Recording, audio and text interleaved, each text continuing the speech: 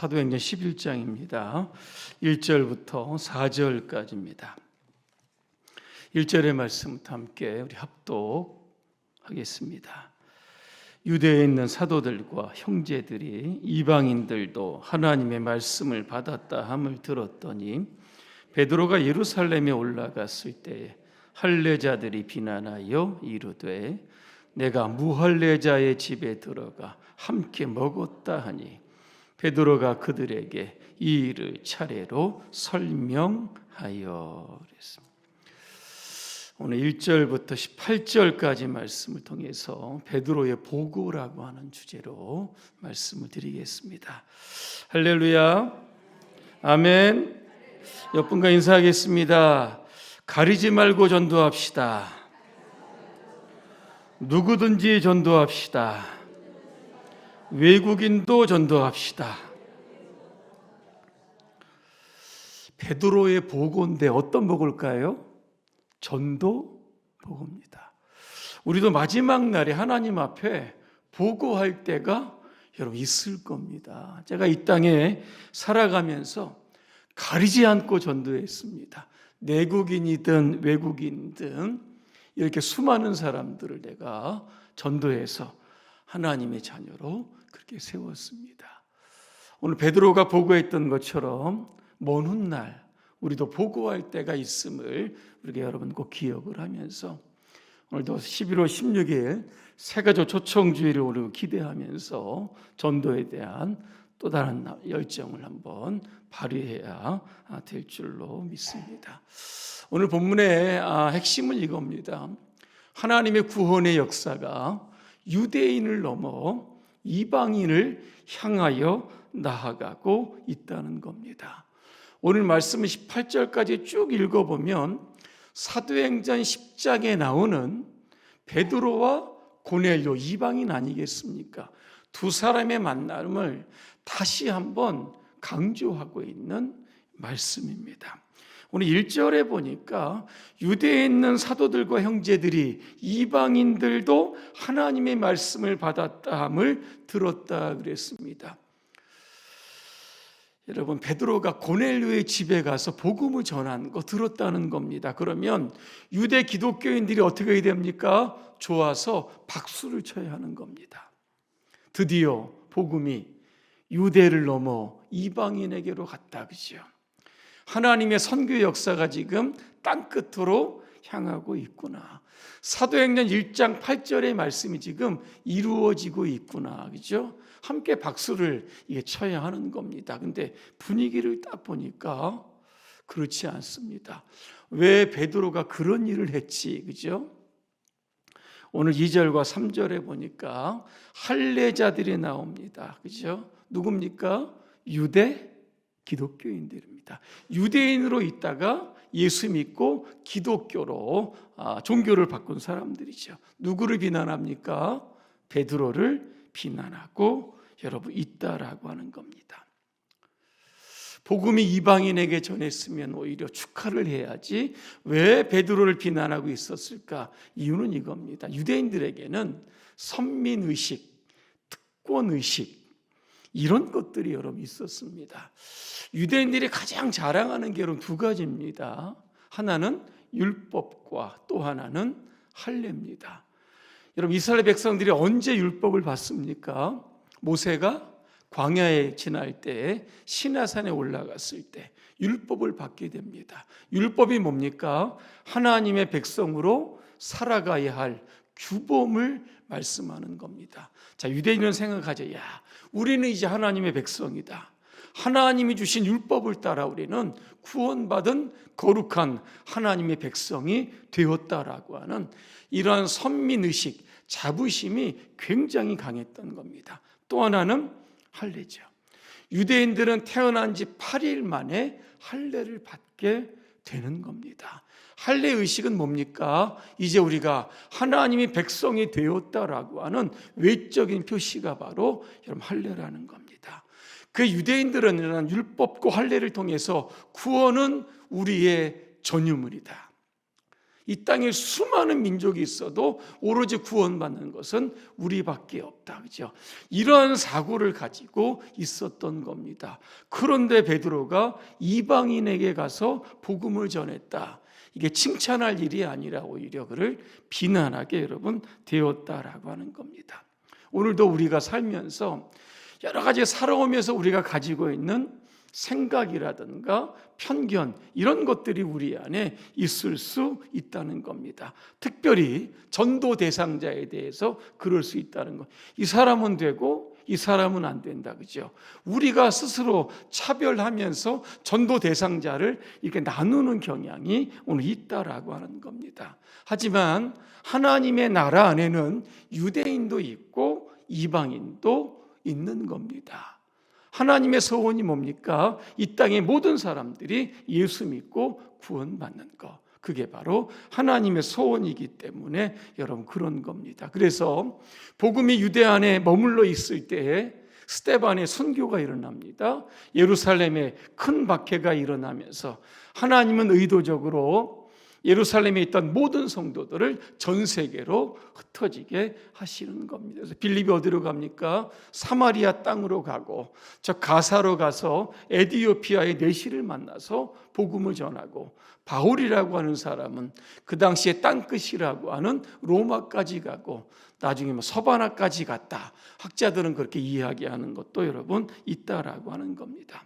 하나님은 모든 열방이 예수 믿고 구원받기를 소원하고 계신. 그래서 우리는 누구든지 차별 없이 우리의 편견을 깨고 전도해야 하는 이유가 바로 여기에 있는 겁니다. 오늘 4절부터 14절까지 쭉 이렇게 읽어보면 자신을 비난하는 유대 기독교인들을 향해서 베드로가 성질이 굉장히 급한 사람인데 차근차근 논리적으로 설명을 하고 있는 겁니다. 4절부터 10절까지 이렇게 보니까 지난 시간에 말씀드렸던 것처럼 베드로가 욥바에서 환상을 보았던 그 경험을 또다시 이야기를 하고 있습니다. 정오에 그죠? 환상을 봅니다. 보자기 같은 그릇이 내려오는데 유대 율법에 보면 먹지 못하는 짐승이 다 안에 담겨져 있습니다. 하나님은 먹으라고 하는데 베드로는 못 먹겠다. 끝까지 여러분 버팁니다. 하나님 뭐라고 하십니까? 내가 왜 깨끗하게 한 것을 내가 속되다고 하느냐. 이렇게 3번 실갱이가 있죠. 그 다음에 그 보자기가 올라가게 여러분 되는 겁니다. 이게 뭡니까? 여기에 담겨져 있는 부정한 짐승들은 바로 이방인들을 뜻하는 겁니다. 그들을 잡아먹어라. 그들에게 복음을 전해서 그들도 하나님의 구원받은 백성이 되게 하라고 하는 이러한 강한 환상을 베드로에게 주셨다라고 하는 겁니다. 그러면서 자신이 이제 고넬료 집 이방인 아니겠습니까? 거기에 가게 된 것은 내가 내 마음대로 자의대로 간 것이 아니라 성령께서 강권하게 나를 이끌어 주셨다. 그런 말씀을 하고 있는 겁니다. 11절과 12절 말씀해 보니까 환상을 보고 있을 때 그죠? 고넬료고 보낸 사람들이 베드로를 찾고 있었다는 겁니다. 왜 나를 찾고 있지? 베드로가 의아해하고 있을 때 성령 말씀하시죠. 의심하지 말고 그들을 따라 가라는 겁니다. 그래서 결국은 이제 베드로가 고넬료 집에 가서 이렇게 설교하는 장면이 여러분 나오는 겁니다. 신앙생활하면서 특별히 전도하면서 중요한 것이 무엇인가라고 하는 겁니다. 성령의 음성에 우리가 민감해야 하는 겁니다. 성령님은 하나님의 모든 것들을 다 통달하셨다 그랬습니다. 그래서 성령의 음성을 듣는다는 것은 하나님의 뜻을 깨닫게 된다는 겁니다. 그 음성대로 우리가 실행하게 되면 그 안에 우리가 전도 대상자도 만날 수 있는 것이고 또 우리가 하나님의 뜻을 이룰 수 있는 그런 환경과 만날 수 있게 여러분 된다라고 하는 겁니다. 여러분 베드로가 이방인이죠. 고넬료 집에 가 설교합니다. 성령이 임합니다. 그들이 또 방언도 받고 하나님을 찬양하는 이 구원의 역사가 일어납니다. 이 장면이 어디 나옵니까? 사도행전 2장이죠. 오순절 날 마가의 다락방에서 기도했던 약 120명의 성도들이 모였던 곳에 바람 같은 성령, 불 같은 성령, 동일한 성령의 역사가 그죠. 오늘 유대인들이 나타났던 마가의 다락방이 있었지만 오늘 고넬료의 집에도 동일한 성령의 역사가 나타났다. 그렇게 말씀합니다. 그 베드로의 보고는 결론을 말하면 여러분 이겁니다.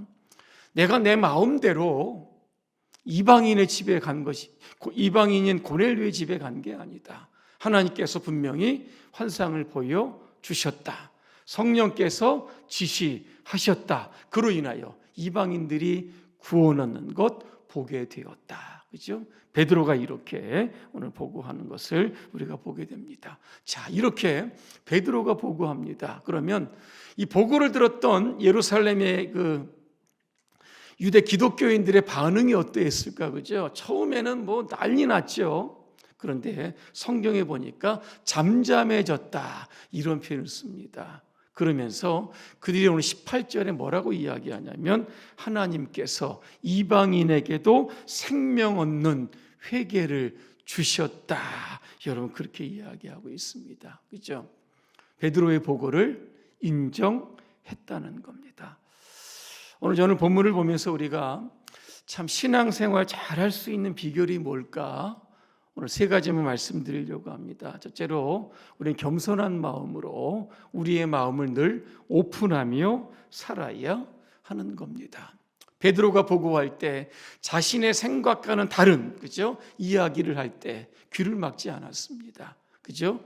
베드로의 보고를 다 듣고 내 생각이 틀렸다. 그죠? 베드로를 고치려고 하지도 않았다라고 하는 겁니다. 자신의 생각을 내려놓죠. 오픈 마인드입니다. 그러면서 성령께서 하셨던 하나님께서 하셨던 그 모든 일들을 수용하면서 복음 안에서 서로 소통하는 일이 일어나게 오늘 되었다라고 하는 겁니다.